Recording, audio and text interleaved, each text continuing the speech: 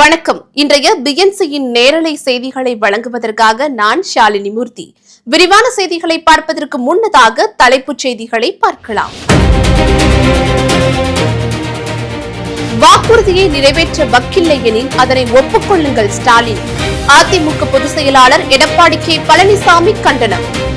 ராஜ்யசபா சீட்டை முன்கூட்டியே கொடுத்தால் மட்டுமே அதிமுகவுடன் கூட்டணி. தேமுதிக பொதுச் செயலாளர் பிரேமலதா டிமாண்ட் செய்வதாக தகவல். திமுக ஆட்சியில் பெண்களுக்கு பாதுகாப்பில்லை. சிறுமிகளுக்கு எதிரான பாலியல் வன்கொடுமை வழக்கில் கைதான காவலர்கள். சமூக நீதி என்ற வார்த்தையை சொல்ல திமுகவிற்கு என்ன அருகதை உள்ளது? வேங்கை வயல் விவகாரம் குறித்து அதிமுக ஐடிபி கேள்வி. மலேசியாவில் நடைபெற்ற ஜனநாயகன் இசை வெளியீட்டு விழா. விஜய்வுடன் பறந்த பிரபல இயக்குநர்கள். பாமகவில் இருந்து என்னை அன்புமணி நீக்க முடியாது. கௌரவ தலைவர் ஜி.கே. மணி ஆவேசம்.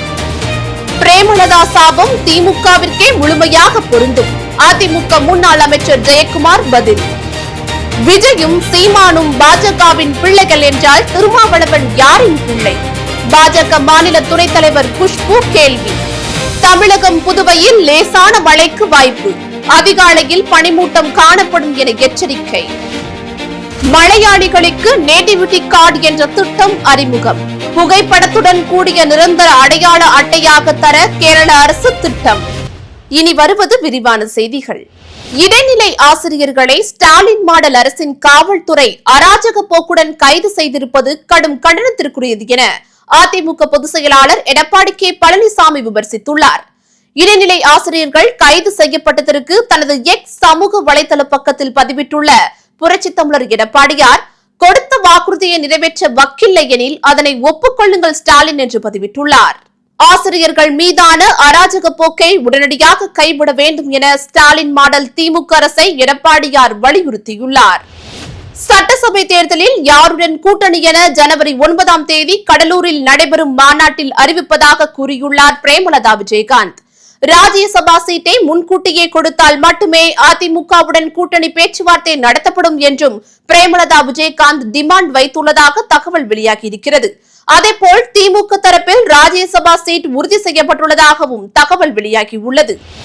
கடந்த தேர்தலில் கொடுத்த வாக்குறுதிகளையே 5 ஆண்டுகளாக நிறைவேற்றாமல் மீண்டும் ஒரு தேர்தல் அறிக்கை குழுவை அமைக்க முதலமைச்சர் ஸ்டாலினுக்கு கூச்சமாக இல்லையா என்று அண்ணாமலை கேள்வி எழுப்பியுள்ளார். இது தொடர்பாக அவர் வெளியிட்டுள்ள அறிக்கையில், இடைநிலை ஆசிரியர்கள் கடந்த 5 ஆண்டுகளாக கோரிக்கை வைத்தும் கவன ஈர்ப்பு போராட்டங்கள் நடத்தி வலியுறுத்தியும் திமுக அரசு அவர்களை கண்டு கொள்ளாமல் வஞ்சித்து வருவதாக குற்றம் சாட்டியுள்ளார். 2026 சட்டமன்ற தேர்தலை நோக்கி தங்கள் பணிகளை முழுவீச்சில் மேற்கொள்ள கழக தகவல் தொழில்நுட்ப பிரிவு நிர்வாகிகளுக்கு அதிமுக பொதுச் செயலாளர் புரட்சித் தமிழர் எடப்பாடி கே பழனிசாமி அவர்கள் அறிவுறுத்தினார். சென்னை பசுமை வழிச்சாலையில் உள்ள செவ்வந்தி இல்லத்தில் அதிமுக தகவல் தொழில்நுட்ப பிரிவு மண்டல செயலாளர்களை நேரில் சந்தித்து கழக மாவட்ட வாரியாக பேஸ்புக், எக்ஸ், இன்ஸ்டாகிராம், வாட்ஸ்அப் என அனைத்து சமூக வலைதளங்களிலும் அதிமுக ஐடிவிங் செயல்பாடுகள் குறித்து கலந்துரையாடினார். திருநள்ளாறு ஸ்ரீ சனீஸ்வர பகவான் கோவிலில் வாக்கிய பஞ்சாங்கப்படி மார்ச் 6ஆம் தேதி சனி பெயர்ச்சி விழா நடைபெற உள்ளதாக அறிவிக்கப்பட்டுள்ளது. சனி பகவான் கும்ப ராசியிலிருந்து மீன ராசிக்கு இடப்பெயர்ச்சி அடைகிறார். சனி பெயர்ச்சியை முன்னிட்டு லட்சக்கணக்கான பக்தர்கள் வருகை தருவார்கள் என்பதால் காரைக்கால் மாவட்ட நிர்வாகம் சார்பிலும் திருநள்ளாறு தர்பாரண்யேஸ்வரர் கோவில் நிர்வாகம் சார்பிலும் பல்வேறு அடிப்படை வசதிகள் செய்யப்பட்டு வருகின்றன. பாகிஸ்தானுக்கு எதிராக ஆபரேஷன் சிந்தூர் ராணுவ நடவடிக்கையின் போது இந்திய ராணுவ வீரர்களுக்கு பால், தேநீர், தயிர் உள்ளிட்டவற்றை வழங்கி உதவிய சிறுவனுக்கு பிரதமரின் தேசிய பாலர் விருது வழங்கப்பட்டது. குடியரசுத் தலைவர் திரௌபதி முர்மு விருதினை வழங்கினார். சீக்கியர்களின் 10வது குருவான குரு கோவிந்த் சிங்கின் 2வது இளைய மகனான ஜோராவர் சிங், பக்தி சிங் ஆகியோரின் தியாகத்தை நினைவுகூரும் வகையில் டிசம்பர் 26ஆம் தேதி வீர பாலகர் தினமாக கடைபிடிக்கப்பட்டு வருகிறது. அமெரிக்காவில் இயங்கி வரும் பிரபல தனியார் நிறுவனத்தின் சிஇஓ ஒருவர் தனது நிறுவனத்தை விற்றபோது கிடைத்த தொகையில் பெரும் தொகையை ஊழியர்களுக்கு போனஸாக வழங்கியுள்ளார். தன்னிடம் வேலை செய்து வந்த 700 ஊழியர்களுக்கு சுமார் 2155 கோடி ரூபாயை போனஸாக வழங்கியுள்ளார். அந்த ஊழியர்களிடம் நிறுவனத்தின் பங்குகள் இல்லாத போதிலும் தன்னுடன் பயணித்ததற்காக இதுபோல போனஸ் கொடுத்துள்ளார். வேங்கை வயல் எனும் சமூக அநீதி கரைப்பட்டு 3 ஆண்டு நிறைவடைந்துள்ளதாக அதிமுக தகவல் தொழில்நுட்ப அணி குற்றம் சாட்டியுள்ளது. இன்று வரை பொம்மை முதல்வர் எட்டி பார்க்கவும் இல்லை எனவும் எந்த ஒரு நேர்மையான தீர்வும் எடுத்தபாடில்லை எனவும் குறிப்பிட்டுள்ளது. அதிமுக எக்ஸ் வலைதள பக்க பதிவில் அப்பாவி மக்களை, பட்டியலின மக்களை தங்கள் சொந்த ஊரிலேயே 144 தடை உத்தரவு போட்டு அடைத்து வைத்து அவர்கள் மீதே குற்றத்தை திருப்பி முடிக்க முயன்ற வெட்கக்கேடிற்கு காரணமான விடியார் திமுக அரசு சமூக நீதி என்ற வார்த்தையை சொல்ல என்ன அருகதை உள்ளது என்று அதிமுக கேள்வி எழுப்பியுள்ளது. பெண்களுக்கும் சிறுமிகளுக்கும் பாதுகாப்பு அளிக்க வேண்டிய முதலமைச்சரின் கீழ் பணியாற்றும் காவல்துறையினரே வேலையே பயிரை மேய்ந்தது போல இந்த ஆண்டில் மட்டும் 25க்கும் மேற்பட்ட காவலர்கள் சிறுமிகளுக்கு எதிரான பாலியல் வன்கொடுமை வழக்குகளில் கைது செய்யப்பட்டுள்ளது தமிழகத்தின் பேரவலம் என அதிமுக தகவல் தொழில்நுட்ப அணி குற்றம் சாட்டியுள்ளது. முட்டை விலை சில்லறை விற்பனையில் 8 ரூபாயாக உயர்ந்துள்ளது. குளிர்காலம் என்பதால் முட்டை உற்பத்தி குறைந்துள்ளது. புத்தாண்டு, பொங்கல் பண்டிகை காலத்தை முன்னிட்டு முட்டையின் தேவை அதிகரித்துள்ளதால் விலை உயர்ந்துள்ளது. முட்டை விலை வரலாறு காணாத அளவிற்கு உயர்ந்திருப்பதால் பண்ணை உற்பத்தியாளர்கள் மற்றும் விற்பனையாளர்கள் மகிழ்ச்சி அடைந்துள்ளனர். மலேசியாவில் நடைபெறவுள்ள ஜனநாயகன் இசை வெளியீட்டு விழாவில் திரைப்பட இயக்குநர்கள் அட்லி, நெல்சன், லோகேஷ் கனகராஜ் உள்ளிட்ட பிரபலங்கள் பங்கேற்க உள்ளனர். தாவிக தலைவர் விஜய் நடித்துள்ள கடைசி படம் என்பதால் ஜனநாயகன் மீதான எதிர்பார்ப்பு அதிகரித்துள்ளது. எனவேதான் படத்தின் இசை வெளியீட்டு விழாவை மிகப்பெரிய அளவில் ஜனநாயகன் படக்குழுவினர் கொண்டாட உள்ளனர். பாட்டாளி மக்கள் கட்சியில் அடிப்படை உறுப்பினராக கூட இல்லாத ஒருவர் என்னை எப்படி நீக்க முடியும் என்று அந்த கட்சியின் கௌரவ தலைவர் ஜி.கே. மணி தெரிவித்துள்ளார்.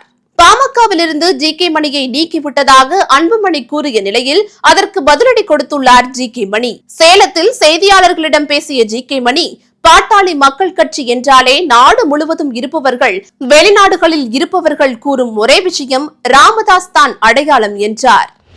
பிரேமலதா சாபம் திமுகவிற்கே முழுமையாக பொருந்தும் என அதிமுக முன்னாள் அமைச்சர் ஜெயக்குமார் கூறியுள்ளார். தங்களுக்கு 6 சீட் தருவதாக கூறிய கட்சி அழிந்துவிடும் என்று பிரேமலதா விஜயகாந்த் சாபம் விட்டிருந்தார். தேசிய ஜனநாயக கூட்டணியில் தேமுதிகவுக்கு 6 சீட் வழங்கப்பட்டதாக வெளிவந்த செய்தி முற்றிலும் வதந்தி என்றும் தெரிவித்திருந்தார். இதுகுறித்து செய்தியாளர்கள் எழுப்பிய கேள்விக்கு பதிலளித்த ஜெயக்குமார், அந்த சாபம் திமுகவிற்கு மட்டுமே என்று கூறினார். விஜயும் சீமானும் பாஜகவின் பிள்ளைகள் என்றால் திருமாவளவன் யாரின் பிள்ளை?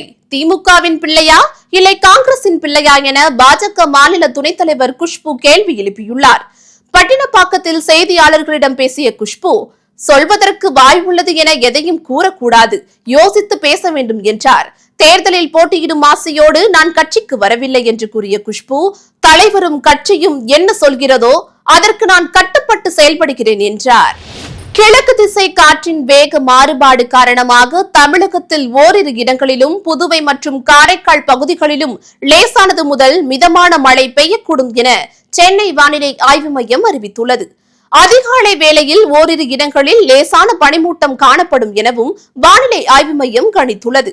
தமிழகம், புதுச்சேரி மற்றும் காரைக்கால் பகுதிகளில் குறைந்தபட்ச வெப்பநிலை வழக்கத்தை விட 3 டிகிரி செல்சியஸ் அளவுக்கு குறைவாக இருக்கக்கூடும் எனவும் வானிலை ஆய்வு மையம் வெளியிட்டுள்ள அறிவிப்பில் தெரிவிக்கப்பட்டுள்ளது.